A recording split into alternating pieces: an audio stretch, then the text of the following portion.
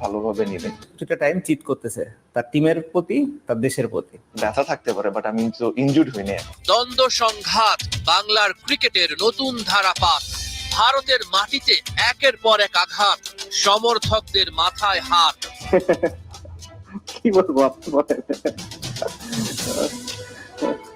বাংলাদেশের কাছে আফগানিস্তানের হারকে অঘটন বলছে দুনিয়া। এর চেয়ে বড় লজ্জাও কি আছে তোলা? এমনটা হলে টিম ডিরেক্টর বিশ্বকাপেই নাকি জেতেন না। আমি তো ওয়ার্ল্ড কাপে আসার আগে বলেছিলাম সেমিফাইনাল খেলবো, এখন আসে যে মনে হয় যে কোন চিন্তা করে বলেছিলাম। কঠিন সমীকরণের সামনে টাইগাররা, শঙ্কায় ওদের 2025 সালের চ্যাম্পিয়ন্স ট্রফিতে খেলা। এরই মধ্যে চ্যাম্পিয়ন্স ট্রফিতে খেলার যোগ্যতা অর্জন করেছে Bharat, south Africa, Australia, New Zealand, Afghanistan. আয়োজক দেশ হিসেবে সরাসরি খেলবে পাকিস্তান। বাকি রয়েছে দুইটা স্পট। লড়াইয়ে বাংলাদেশ, ইংল্যান্ড, শ্রীলঙ্কা, নেদারল্যান্ডস। বিশ্বকাপে বাংলাদেশ দলের এখনো দুইটা ম্যাচ বাকি রয়েছে। শ্রীলঙ্কা এবং অস্ট্রেলিয়ার বিরুদ্ধে বিশ্বকাপে বাকি দুইটা ম্যাচ জিততে পারলে বাংলাদেশের পক্ষে চ্যাম্পিয়ন্স ট্রফির যোগ্যতা অর্জন করা সম্ভব। যদিও এই দুই ম্যাচ জেতার সাথে মিলতে হবে নানা সমীকরণ। তবে লঙ্কানদের বিপক্ষে হার বাংলাদেশ দলের সম্ভাবনাকে প্রায় শেষ করে দিবে। এখানে প্রথম তিনটা সমীকরণ মিলে গেলে চ্যাম্পিয়ন্স ট্রফিতে খেলার পথটা সুগম হবে। তখন এমন পরিস্থিতিও হতে পারে অস্ট্রেলিয়ার কাছে হারলেও টাইগারদের চ্যাম্পিয়ন্স ট্রফির টিকিট মিলবে। তবে হারের ব্যবধানটা 50 রানের বেশি হওয়া যাবে না।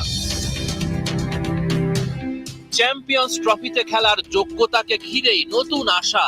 সেই চ্যালেঞ্জটা জিততে পারলে একটু হলেও মান বাঁচবে সাকিবের দলের, নয়তো মাথা নিচু করেই ফিরতে হবে দেশে।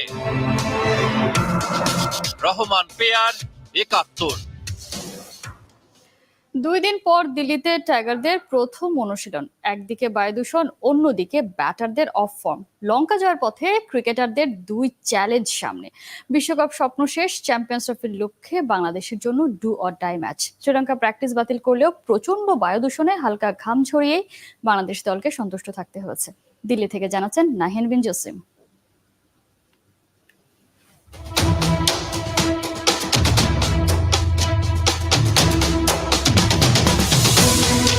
বিশ্বকাপে টাইগারদের পারফরমেন্স এমনিতেই জাদা, তার উপর দিল্লির বায়ু দূষণে রীতিমতো দম বন্ধ করা অবস্থা। ক্যাপ্টেন সাকিব আল হাসানের মুখে মাস্ক সেটা কিন্তু পরিষ্কার বুঝিয়ে দেয়। দিল্লির বায়ু দূষণটা এতটাই প্রচন্ড যে এখানে সকাল, দুপুর, বিকেল কিংবা সন্ধ্যা আলাদা করা যায় না। ঠিক একইভাবে বাংলাদেশের বিভিন্ন ভেন্যুতে গিয়ে উইকেট দেখার যে এই ছবিটা, সেটা একরকম হলেও পারফরমেন্স কিন্তু আপনি আলাদা করতে পারবেন না। চান্ডিকা হাথুরু সিং এ প্রতিটা ভেন্যুতে যান, উইকেট দেখেন, কিন্তু পারফরমেন্স যেই লাউ সেই কদু। বাংলাদেশ দল এমন একটা ভেন্যুতে নামছে যেখানে কিনা বিশ্বকাপের সর্বোচ্চ 428 রান হয়েছে, 399 রানের ইনিংসও আছে অস্ট্রেলিয়া। রান প্রসবা এই অরুণ জেটলি স্টেডিয়ামে বাংলাদেশের ব্যাটিং ডিপার্টমেন্টটা কি ঘুরে দাঁড়াতে পারবে? চান্ডিকা হাথুরু সিং হয়তো একটা ম্যাজিক ব্যাটের খোঁজে।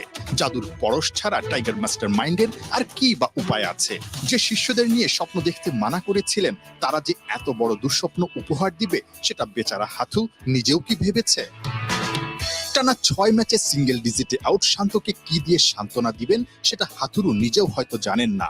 তবু 22 গজ দেখিয়ে যদি কিছু একটা কাজ হয় ম্যাচের আগে, ব্যাপারটা অনেকটা পরীক্ষার আগের দিন হল দেখিয়ে সন্তানকে বাবার সাহস দেওয়ার চেষ্টার মতো। বাবা বললো, ছেলে কথা শুনলো, এটা হচ্ছে নাকি ছেলে সবচেয়ে বড় জিনিস। যে মানে ছেলেরা কথা শুনতে বা মানে যেটা হয় যে খেলা হাঁটতে হাঁটতে আপনি একটা জায়গায় গিয়ে ঠেকবেন, যেখানে ডিসিশন নেওয়ার অনেক সময় মুশকিল হয়ে যায়। Because cricket end of the day it's a mental game. Skill তো চেঞ্জ হয়নি খুব একটা ছেলেদের, বাট মানসিকভাবে আমাদের ডিসিশন মেকিং এর প্রবলেম হচ্ছে বলে আমি বিশ্বাস করি। ব্যাটারদের পারফরমেন্স দেখে হতাশায় খালেদ মাহমুদরা নিজেরাই মাঠে নামার সাহস হয়তো খুঁজে পাচ্ছে। কোচিং স্টাফদের অনেকেই এখন শিষ্যদের নিয়ে কাজ করার আগ্রহটাই হারিয়ে ফেলেছে। বায়ু দূষণের মাঝে নিজেরাই নিজেদের বিশুদ্ধ ফর্মে ফেরানোর চেষ্টা তানজিদ তামিমদের। এই মাঠেই বছর 4 আগে টি-20-তে ভারতকে হারায় টাইগাররা। একরাশ হতাশার মাঝেও মুশফিকের জন্য অরুণ জেটলি স্টেডিয়াম একটা অনুপ্রেরণার নাম, যদিও হতাশার সাগরে খড়কুটো ধরে বেঁচে থাকার মতো ব্যাপারটা।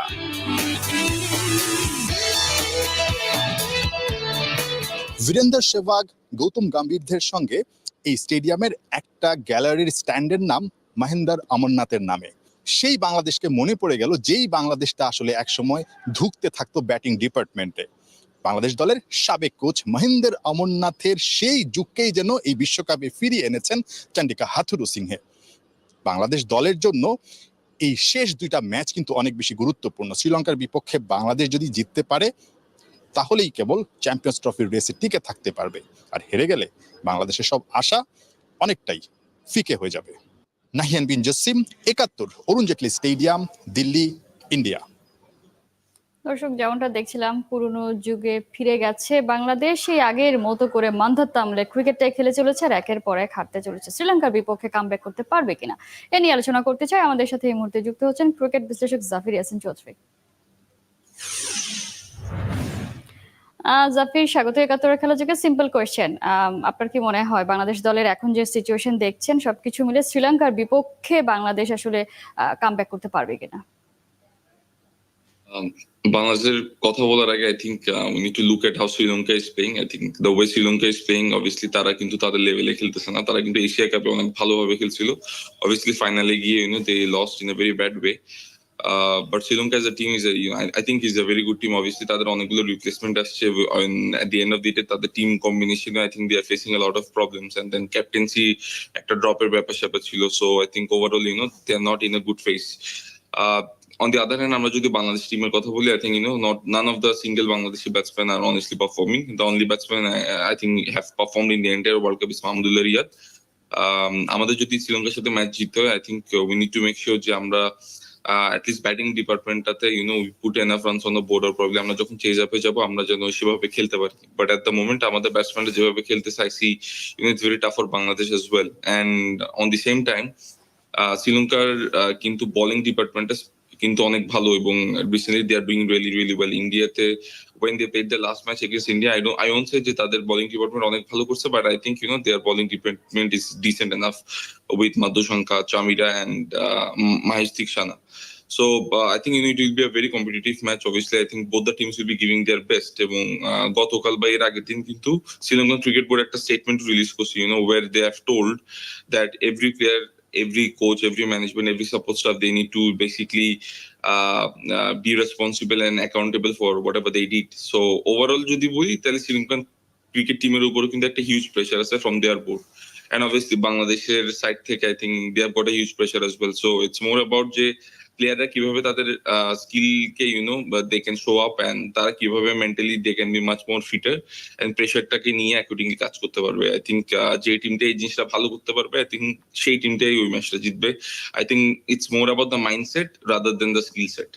নিঃসন্দেহে মাইন্ডসেট তো বটে। আপনি শ্রীলঙ্কার বোলিং ইউনিটের কথা বলছিলেন, যদি এখন বাংলাদেশের বোলিং ইউনিটের কথাই বলি, বাংলাদেশের পেস বোলাররা দারুণ ফর্মে থেকে বিশ্বকাপে এসেছিল, কিন্তু এখন যদি স্ট্যাট দেখি 7 ম্যাচ পরে 3 পেসার মিলিয়ে 19 উইকেট, আর শ্রীলঙ্কার মাধুশঙ্কার একাই 18 wicket.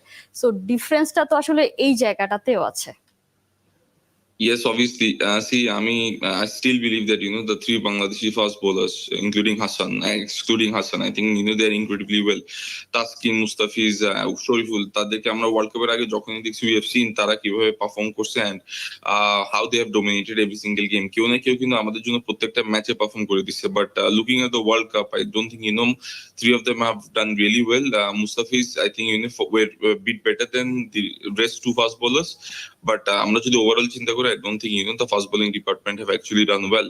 Where else, if you talk about Sri Lanka, Madhushanka, obviously I think Madhushanka is like a very impactful player. সে কিন্তু যেভাবে ডমিনেট করছে in the entire tournament is incredible. এবং last ম্যাচটা যেটা তারা ইন্ডিয়ার সাথে খেলছে, সেখানে তারা একটা শুভমান গিলের ক্যাচ ড্রপ করে, তারা কিন্তু একটা বিরাট কোহলির ক্যাচ ড্রপ করে। তারা যদি ওই দুইটা catch if they could have caught it, তখন কিন্তু একটা ডিফারেন্ট বল গেম হইতো for Sri Lanka. But obviously they missed the catches, and that costed them a lot. And Chamira have come back from injury. With Chamira bowling this, I thought it was very disciplined. Injury থেকে আসার পর I thought it was really really well.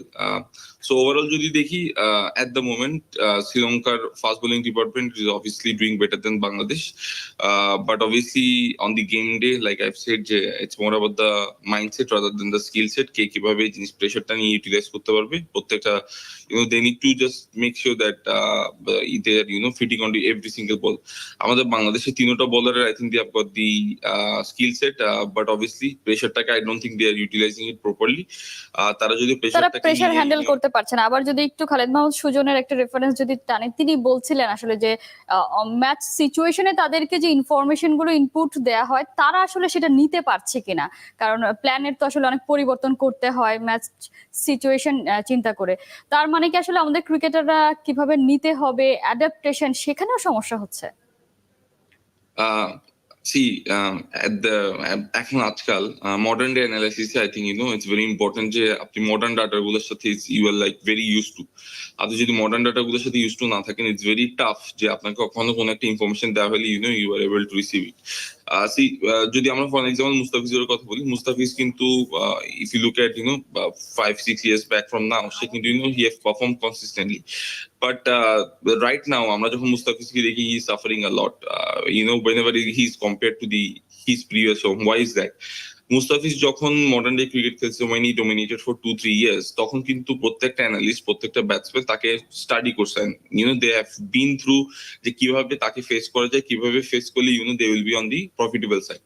কিন্তু আমরা যদি মুস্তাফিজের দিকে তাকাই throughout these 5-6 years, আমরা কিন্তু মুস্তাফিজ কিন্তু মডার্ন ডে ডাটার সাথে কিন্তু তাকে নিজেকে চেঞ্জ করে নাই, he is still the same old Mustafiz 5-6 years back. It's just that ব্যাটসম্যানরা এখন তাকে এত ভালোভাবে স্টাডি করছে যে it's becoming very hard for Mustafiz to take wickets, probably ball in a much more better way, because ব্যাটসম্যানরা এখন জানে মুস্তাফিজ কোন টাইপের বোলিং করবে। সো উইথ টাইম আপনাকে নিজেকে চেঞ্জ করতে হবে, you need to upgrade, you need to develop, otherwise international ক্রিকেটে সার্ভাইভ করা I think it's really really tough. Towhid হৃদয়ের বেলায় যেটা আসলে আমরা দেখতে পাচ্ছি যে তাকে নিয়ে তাকে সারপ্রাইজিং প্যাকেজ বলা হচ্ছিল, সেই তাওহিদ হৃদয়কে নিয়ে কিন্তু বেশ স্টাডি হয়ে গেছে এবং আমরা তার লুফলস গুলো এবারে ওয়ার্ল্ড কাপে দেখছিলাম। সো আসলে নিজেকে আপগ্রেড করার ছাড়া আসলে আর কোনো ওয়ে নাই, যেটা থেকে পিছিয়ে আসলে বাংলাদেশের ক্রিকেটাররা। একটু যদি বলি যে অনেক কিছু নিয়েই তো আমরা আসলে চিন্তা করছি যে ব্যাটাররা ফর্মে নেই, বোলাররা আসলে কাজ করতে পারছে না। সব চিন্তার বড় চিন্তা যদি বলি সাকিব আল হাসান, তিনি ক্যাপ্টেন, তিনিই অফ ফর্মে, এবং যদি দেখি যে তিনি হঠাৎ করে অফ ফর্মে, ব্যাপারটা তা না, তিনি এই চলতি বছর পুরোটাতেই তিনি অফ ফর্মে ছিলেন। এইটা কি আসলে বাংলাদেশের যদি বলি সবচেয়ে বেশি আসলে ব্যাকফুটে ফেলে দিয়েছে কিনা? See, in last World Cup, যখন Shakib Al Hasan was one of the best players of Bangladesh and even in the whole world, obviously that created a difference. So এই বছর যখন the performance is not at a very good level from Shakib, so technically সেই জিনিসটা পুরো টিমটাকে কষ্ট করতেছে। যদি সাকিব তার if you would have given 50% of his actual performances, I think বাংলাদেশের জন্য obviously it would have been a different ball game, but right now he is in off form as well. Even apart from him, আমার কাছে personally মনে হয় none of the bowlers are honestly doing well. Last match I think Mehdi Hasan Miraj was like decent, but apart from that I don't think any other bowlers are doing well. I think Bangladesh as a team, যদি আপনি প্রথমে like there is this thing that আপনাকে প্রথমে individually perform করতে হবে, then you can only contribute to the team. Individually I don't think any player is able to perform on the level they should have performed, honestly. যেখানে you can make centuries. If you look at South Africa, India, Australia, প্রত্যেকটা টিমে কিন্তু কেউ না কেউ century continuous বেসিসে consistently করে যাচ্ছে, but if you look at Bangladesh, no, like apart from one century of Mahmudullah, I don't think anyone is even close to century. So এই জিনিসগুলো I think it's very tough for a team, and obviously like I've said যে সাকিব আল হাসানের মতো player যখন obviously he doesn't perform at his level, so it becomes very tough for teams like Bangladesh, obviously, because বাংলাদেশের জন্য সাকিব যেভাবে last 12টা বছর খেলে আসছে, I think প্রত্যেকটা উইনে he had like great contribution, but right now obviously he's in bad patch and I think it's clearly visible as well. Zafir, সাকিবের বয়সও কিন্তু দেখতে দেখতে 36 হয়ে গেছে, আমরা কি বলতে পারি কিনা যে বয়সের কারণে যে ফর্মটা আসে সেটাই আসলে তার উপর ভর করেছে? Honestly I don't think so, because আপনি যদি সাকিবের লেভেলের প্লেয়ারদেরকে দেখেন, for example Shahid Afridi, then Shoaib Malik, and there are lot of more players যারা কিন্তু একটা লম্বা সময় ধরে ইন্টারন্যাশনাল ক্রিকেটে খেলছে, এবং তারা most of them were spin bowling allrounders. So I don't think it's about age, honestly. I think it's just that the players are going through a bad patch. যদি তারা এই bad patchটাকে overcome করতে পারে, I think Sri Lanka against we can really do well, because Sri Lanka is obviously not at their best form.